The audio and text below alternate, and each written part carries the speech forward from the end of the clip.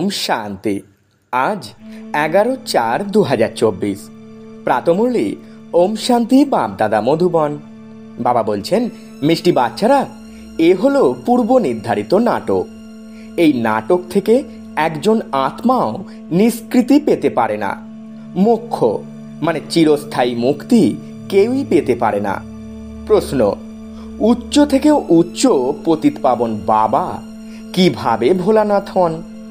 উত্তরে বাবা খুব সুন্দর করে আমাদের সকল বাচ্চাদের বোঝাচ্ছেন। বাবা বলছেন, বাচ্চারা, তোমরা তাকে এক মুঠো চাল দিয়ে পরিবর্তে রাজমহল নিয়ে নাও। তাই বাবাকে ভোলানাথ বলা হয়। তোমরা বলো যে শিব বাবা হলো আমাদের পুত্র, আর সেই পুত্র এমন যে কখনো কিছু নেয় না, সর্বদা দিতেই থাকে। ভক্তিতে বলা হয়, যে যেমন কর্ম করে সে তেমনই ফল পায়। কিন্তু ভক্তিতে তো অল্প সময়ের জন্য ফল পাওয়া যায়। জ্ঞানে তোমরা সব কিছু বুঝে করো, তাই সদাকালের জন্য ফল প্রাপ্ত করো। ওম শান্তি। আত্মারূপী বাচ্চাদের সাথে আত্মিক পিতা আত্মিক বার্তালাপ করছেন, বা এমনও বলা যেতে পারে যে আত্মিক পিতা তার সন্তানদের রাজযোগ শেখাচ্ছেন। তোমরা এসেছো অসীম জগতের পিতার কাছ থেকে রাজযোগ শিখতে, তাই বুদ্ধি বাবার দিকেই চলে যাওয়া উচিত। এ হলো বাচ্চাদের উদ্দেশ্যে পরম আত্মজ্ঞান, শালগ্রামেদের উদ্দেশ্যে ভগবানুবাচো। আত্মাদেরই শুনতে হবে, তাই আত্ম অভিমানী হতে হবে। পূর্বে তোমরা দেহ অভিমানী ছিলে। বাবা বলছেন, বাচ্চারা, এই পুরুষোত্তম সঙ্গম যুগেই বাবা এসে তোমাদের আত্ম অভিমানী বানান। আত্ম অভিমানী আর দেহ অভিমানীর মধ্যে পার্থক্য তো তোমরা বুঝতে পেরে গেছো। বাবাই বুঝিয়েছেন যে আত্মাই শরীরের দ্বারা তার পার্ট প্লে করে। পড়াশোনা করে আত্মা, শরীর পড়ে না। কিন্তু দেহ অভিমানের কারণে মনে করে অমুকে পড়ায়। বাবা বলছেন, বাচ্চারা, তোমাদের যিনি পড়ান তিনি হলো নিরাকার, তার নাম হলো শিব। শিব বাবার নিজস্ব শরীর হয় না। আর সকলেই বলবে যে আমার শরীর। এ কথা কে বলে? আত্মা বলে যে এটা আমার শরীর। বাকি এই সব হলো লৌকিক বা পার্থিব পড়াশোনা। তাতে অনেক প্রকারের সাবজেক্ট রয়েছে, বিএ, বিকম ইত্যাদি কত নাম রয়েছে।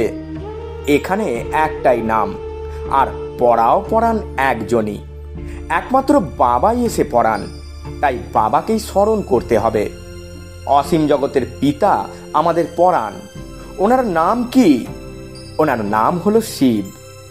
এমন নয় যে তিনি নাম রূপের ঊর্ধ্বে। মানুষের নামকরণ তো তার শরীরের উপর হয়। বলা হবে যে অমুকের এই শরীর, তেমনভাবে শিব বাবার নাম হয় না। মানুষের নামই তার শরীরের উপর হয়। নিরাকার পিতা হলেন একজনই, যার নাম শিব। যখন পড়াতে আসেন তখনও তার নাম শিবই থাকে। এই শরীর তো ওনার নয়। ভগবান একজনই, 10-12 জন নন। উনি হলেন এক, কিন্তু মানুষ ওনার 24 অবতারের কথা বলে। বাবা বলেন, আমাকে নানান জায়গায় রেখে দিয়েছে। পরমাত্মাকে মাটির বাসনের ভাঙা টুকরোতে, পাথরের টুকরোতে, সবের মধ্যে রয়েছে, এই কথাই বলে দিয়েছে। যেমন ভক্তিমার্গে তোমরা বিভ্রান্ত হয়ে ঘুরেছ, তেমনি আমাকেও নানান স্থানে ফেলেছ। ড্রামা অনুসারে তার কথা বলার ভঙ্গি কত শীতল। তিনি বোঝান যে তোমরা সকলে আমার কত অপকার করেছ, আমার কত গ্লানি করেছ। মানুষ বলে আমরা নিষ্কাম সেবা করি, আর বাবা বলেন আমি ছাড়া আর কেউই নিষ্কাম সেবা করতে পারে না। আর যে করতে পারে সে অবশ্যই ফল পায়। এখন তোমরা ফল প্রাপ্ত করছো। গাওয়ানো রয়েছে যে ভক্তির ফল ভগবান দেবেন, কারণ ভগবান হলেন জ্ঞানের সাগর। ভক্তিতে অর্ধকল্প তোমরা অনেক কর্মকাণ্ড করে এসেছো। এখন এই জ্ঞানই হলো পড়াশোনা। এই পড়াশোনা একবারই পাওয়া যায়, আর তা একমাত্র বাবার কাছ থেকেই। বাবা এই পুরুষোত্তম সঙ্গম যুগে একবারই এসে তোমাদের পুরুষোত্তম বানিয়ে দিয়ে যান। এ হলো জ্ঞান, আর ওটা হলো ভক্তি। আধা কল্প তোমরা ভক্তি করেছিলে, আর এখন যারা ভক্তি করে না তাদের এই ভ্রম হয় যে কি জানি ভক্তি করিনি বলেই অমুকে মারা গেছে, অসুস্থ হয়ে পড়েছে। কিন্তু সেই রকম কিছু হয় না। বাবা বলেন, বাচ্চারা তোমরা ডেকে চলেছো যে বাবা এসো, এসে অপবিত্রদের পবিত্র করে সকলের সদ্গতি করো। তাই এখন আমি এসেছি। ভক্তি আলাদা, জ্ঞান আলাদা। ভক্তির জন্য আধা কল্প হয় রাত, জ্ঞানের জন্য আধা কল্প হয় দিন। রাম রাজ্য আর রাবণ রাজ্য দুই অসীম, দুটিরই সময়সীমা সমান। এই সময় মানুষ ভোগী হওয়ার জন্য দুনিয়ার জনসংখ্যা বৃদ্ধি অধিক মাত্রায় হয়, আর আয়ুষ্কাল কম হয়। বৃদ্ধি যাতে অধিক মাত্রায় না হয় তার জন্য আবার ব্যবস্থাও করে। বাবা বলছেন, বাচ্চারা তোমরাই জানো যে এত বড় দুনিয়াকে কম করা এ তো একমাত্র বাবারই কাজ। বাবা আসেনি কম করতে। আহ্বান করা হয় যে বাবা এসো, অধর্ম বিনাশ করো, অর্থাৎ সৃষ্টি থেকে জনসংখ্যা কম করো। দুনিয়া তো জানেই না যে বাবা কত কম করে দেন। অতি অল্প সংখ্যক মনুষ্য থেকে যায়, বাকি সব আত্মারা নিজের ঘরে চলে যায়।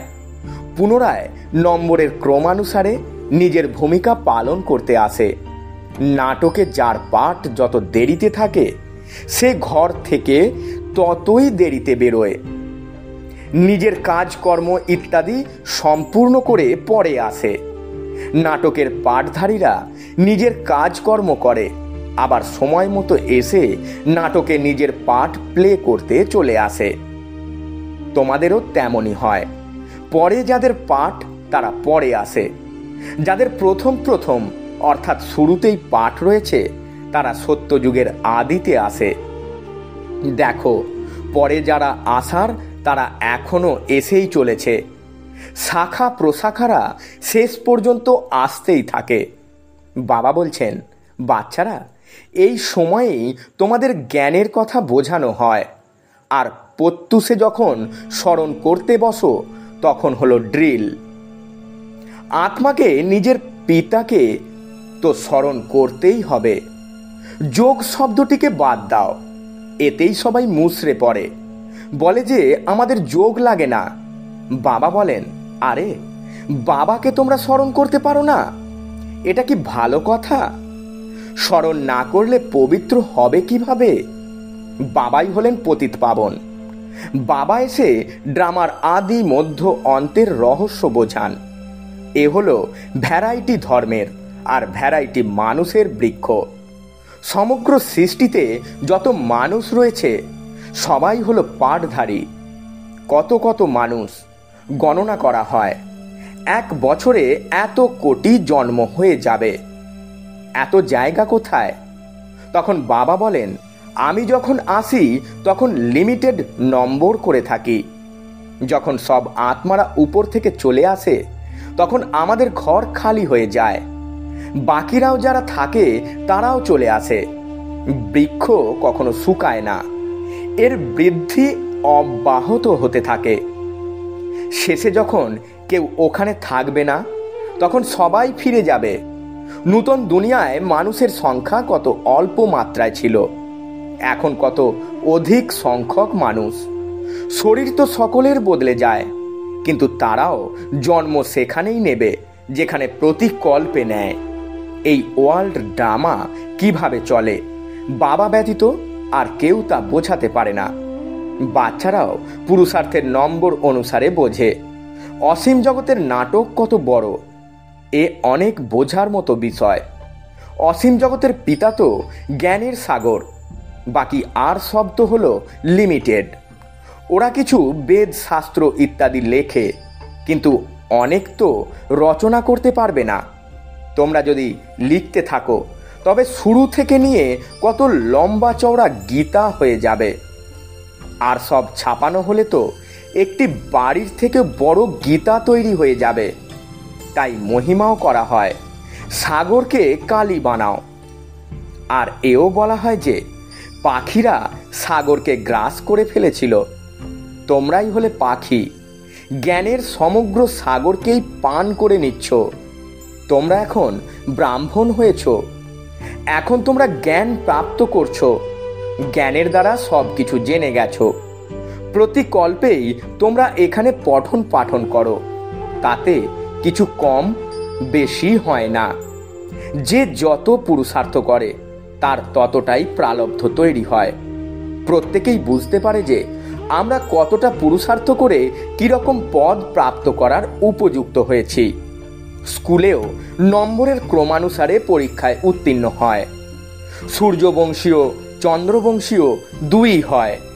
যারা উত্তীর্ণ হতে পারে না তারা চন্দ্রবংশীয়। কেউ জানে না যে রামের হাতে বাণ মানে তীরধনুক কেন দেখানো হয়েছে। মারামারি বা হিংসার এক হৃষ্টি তৈরি করে দিয়েছে। এই সময়ই মারামারি হয়। তোমরা জানো যে যেমন কর্ম করে সে তেমনই ফল পায়। যেমন কেউ যদি হাসপাতাল বানিয়ে দেয় তাহলে পরের জন্মে তার আয়ু বৃদ্ধি পাবে আর সে সুস্বাস্থ্যের অধিকারী হবে। কেউ যদি ধর্মশালা, স্কুল ইত্যাদি তৈরি করে সেও আধা কল্প সুখ পাবে। বাচ্চারা যখন এখানে আসে তখন বাবা জিজ্ঞাসা করেন, তোমাদের কয়টি সন্তান? তখন কেউ হয়তো বলে 3টি লৌকিক আর 1 শিব বাবা, কারণ তিনি অবিনাশী উত্তরাধিকার দেন আর নিয়েও নেন। হিসাব রয়েছে। বস্তুত তিনি কিছুই নেন না, তিনি তো দাতা। 1 মুঠো চাল দিয়ে তোমরা মহল নিয়ে নাও, তাই তিনি ভোলানাথ। তিনি হলেন পতিত পাবন জ্ঞানের সাগর। এখন বাবা বলেন, এই যে ভক্তিমার্গের যত শাস্ত্র রয়েছে আমি এর সার বোঝাই। ভক্তির ফল আধা কল্পের জন্য প্রাপ্ত হয়।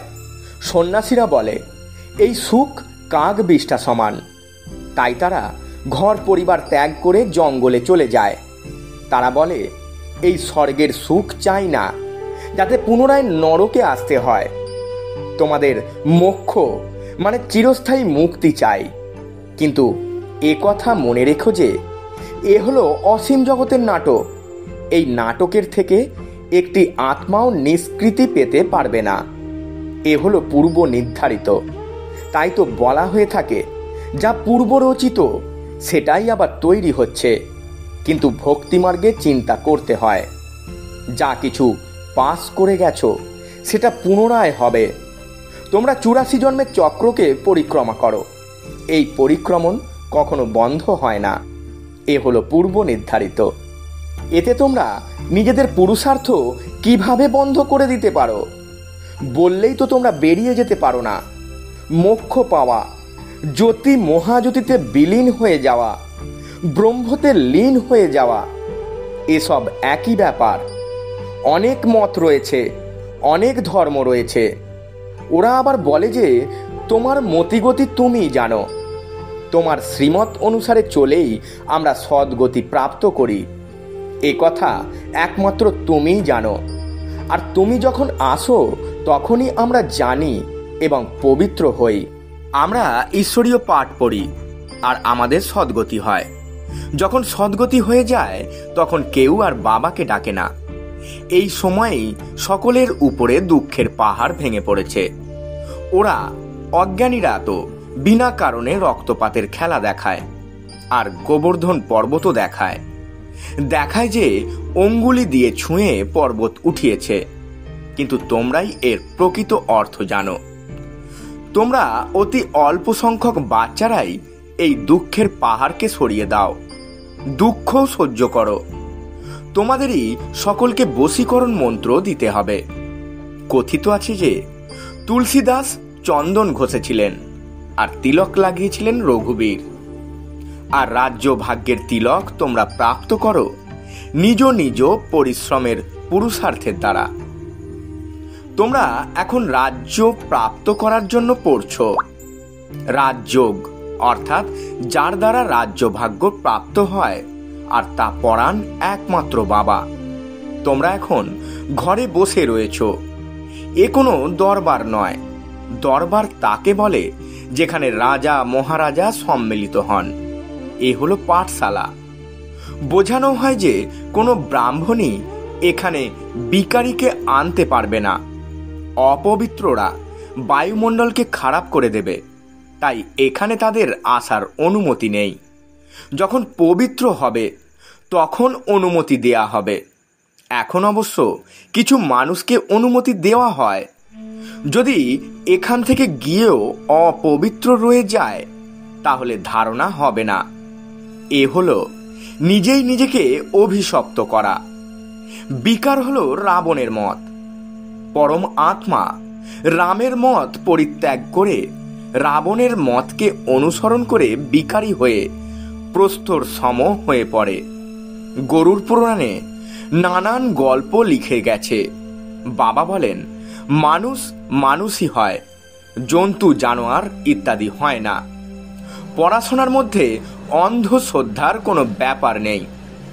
এ হলো তোমাদের পড়াশোনা। স্টুডেন্টরাই পড়াশোনা করে পাস করে, উপার্জন করে। আচ্ছা, মিষ্টি মিষ্টি হারানিধি বাচ্চাদের প্রতি মাতা পিতা বাপদাদা স্মরণে স্নেহ সুমন আর সুপ্রভাত। আত্মাদের পিতা তার আত্মারূপী বাচ্চাদেরকে জানাচ্ছেন নমস্কার। আমরা আত্মারূপী বাচ্চারা আমাদের আত্মারূপী মাতা পিতা বাপদাদাকে জানাই স্মরণে স্নেহ সুমন আর সুপ্রভাত এবং শত কোটি নমস্কার। ধারণার জন্যে মুখ্য সার। প্রথম পয়েন্ট, বশীকরণ মন্ত্র সকলকে দিতে হবে।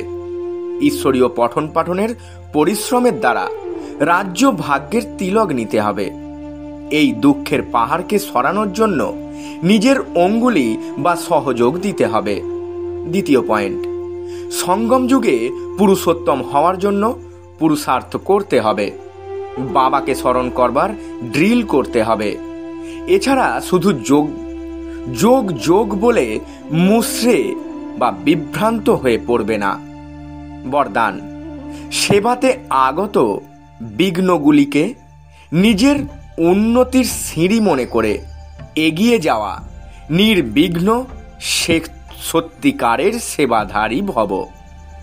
ব্যাখ্যায় বাবা বলছেন, সেবা হলো ব্রাহ্মণ জীবনকে সদা নির্বিঘ্ন বানানোর সাধনও, আর সেবাতেই বিঘ্নের পেপারও বেশি আসে।